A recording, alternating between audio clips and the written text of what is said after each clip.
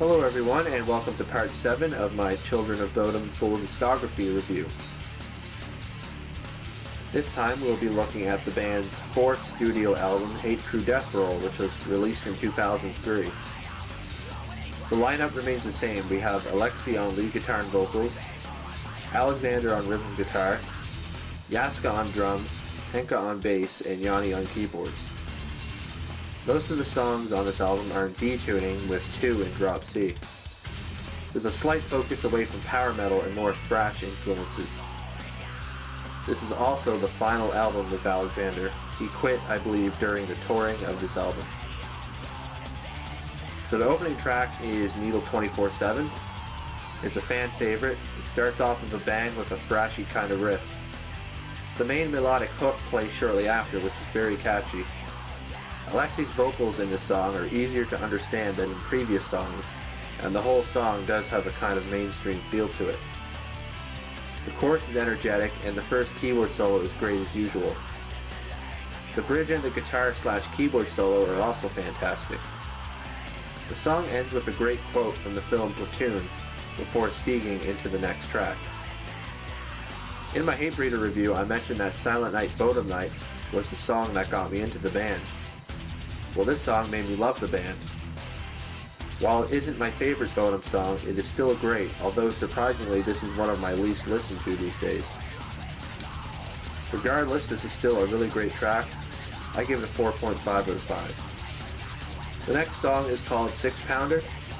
It's the first song that Alexi had written in drop C. It starts off with a nice headbanging Pantera style riff before getting to the verse, which is pretty catchy. The chorus is easy to sing along to, which makes this a fan favorite. The first guitar solo is pretty crazy with sweep picking, and the second one comes in shortly after, which basically consists of an awesome melody. Surprisingly, there is no keyboard solo. Overall, this is a great song and would foreshadow the style of music that they would make in the near future. I give Sixpounder a 4 out of 5. The next song is called Chokehold, Cocked and Loaded. Kind of a cheesy title. But it is the best song on the album, hands down. It starts off with a phaser effect riff before going full throttle into an awesome heavy riff. The verses are equally as heavy with a lot of cool guitar fills. The chorus is one of those classic Bodom choruses with lots of energy and intensity. The guitar solo is pretty short but sounds amazing, and the little transitional part afterwards is great. The highlight of the song would definitely be the keyboard solo. It is by far the best keyboard solo ever written by Janne Wirman. It is unlike anything he has ever written, past and future. After the mind-blowing keyboard solo, the song then goes into the highly energetic chorus, which repeats. The song ends with the final words of the chorus, those being Chokehold to the end, done with the gang vocals, which is awesome. This song gets a 5 out of 5, by far. One of my favorite Bodom songs of all time, and the best on the album. The next track is the Bodom song of the album, and that would be Bodom Beach Terror. It starts off with a nice drum beat by Jaska before going into a nice simple heavy riff. The verse is frantic and fast, and the pre-chorus builds up the energy before releasing it during the chorus. The chorus has a fantastic guitar melody and great rhythm guitar, and is one of those classic Bodom choruses. The bridge is very frantic, and it leads into the guitar solo, which is, to say the least, incredible. The ending of the song contains a great keyboard solo that has a lot of feeling. The song ends with a partial quote from the film American Psycho. This would be the second best track on the album in my opinion, and it gets a 5 out of 5. The next track would be the slower ballady song of the album, and that would be Angels Don't Kill. It is also the other song on the album in drop C. The song starts off with a continuation of the American Psycho quote, with a nice keyboard melody behind it. The intro and verses are of course slow but very heavy, and the guitar melody 1 minute into the song is nice. There isn't a very distinguishable chorus in the song, which is unusual. There's a little melodic guitar solo after the first chorus, and shortly after we get to the bridge, which is very cool. After that we get a guitar and keyboard unison solo, which is very nice and a welcoming change from the back and forth dueling solos that we are accustomed to. The song ends with the intro riff, which gradually slows down. Compared to the ballady song on the previous album, that being Every Time I Die, this is in my opinion the better song. I give this one a 4 out of 5. The next track on the album is a very underrated song, and that would be Triple Corpse Hammerblow, the only song off the album that has never been played live. The song starts off with a mystical sounding keyboard before the guitar kicks in with a few bends. I love Alexi's yows that kick off the verse. The verse consists of a nice tremolo picked melody, which transitions into the main hook and I guess the chorus of the song. There's quite a lot of interesting things going on with the keyboard in this song, such as in the little bridge after the chorus and in the Don't Push Me part. There's a little guitar solo shortly after, that's only the warm-up. 2:52 into the song, we get to the real solo, which is very intense and ridiculous to say the least. There's a great keyboard solo right after, which follows the same pattern as the guitar solo, and the song ends with Alexi growling, "Don't push me." This song is, like I said, very underrated. I give it a 4.5 out of 5. One of the best.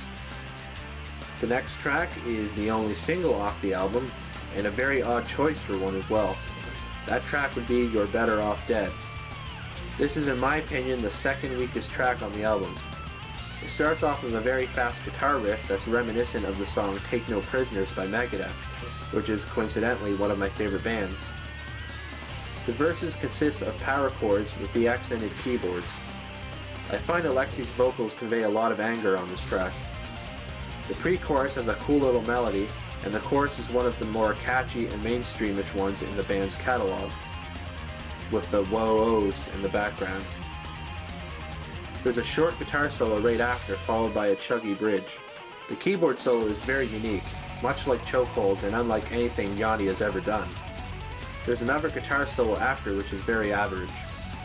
The song ends in an unusual way, with a 10-second drum solo that segues seamlessly into the next track. This song is slightly above average, but it still isn't the greatest. I give it a 3.5 out of 5. The next track would be Lil Bloodred Ridin Hood, very cheesy title, and it's co-written by Alexander. The song starts off with a bang, and before you realize what just happened, we're already into the verse, which has a weird groove to it. The chorus is exceptional and has a classic Bodom melody. There's a long bridge in the middle of the song that has a guitar and keyboard duel and is easily the best part of the song. There's a good guitar solo after it as well, but the keyboard solo that closes out the song is miles ahead of it. It is a really great way to end the song and is a welcoming change. I give this one a 4 out of 5. And that brings us to the last track of the album, which would be the title track, Hate Through Deathroll. This song is the official anthem of Children of Bodom, and they usually use it as an encore at their shows. It starts off with a cool sounding keyboard riff that lulls you into a false sense of security before blasting right into a heavy and fast guitar riff. The song chugs on with many more fast and heavy riffs, although none of them are melodic or stand out. That is, until the chorus comes along. The chorus has a great melody, great gang vocals, and lots of energy. Definitely easy to sing along to. The guitar solo comes in shortly after and is pretty technical. The song ends after the final anthemic chorus with the words "fuck you," which is kind of silly and childish, but overall it's still a solid song, but easily the weakest on the album. The chorus is definitely the saving grace. I give this one a 3.5 out of 5. Hate Through Deathroll is nowhere near the same level of quality as Follow the Reaper, but it's still a great album. None of the 9 tracks seem like filler, and I don't particularly dislike any of them. My top 3 would be Chokehold, Cocked and Loaded, Bodom Beach Terror, and Triple Corpse Hammerblow. I recommend those along with Needle 24/7. This is a transitional album that would lead Children of Bodom towards a more thrashier and less melodic sound. Many COB fans would be left disappointed after this release because of the stylistic change, but others would welcome it. Stay tuned for next time when I review the 5th Children of Bodom album, Are You Dead Yet?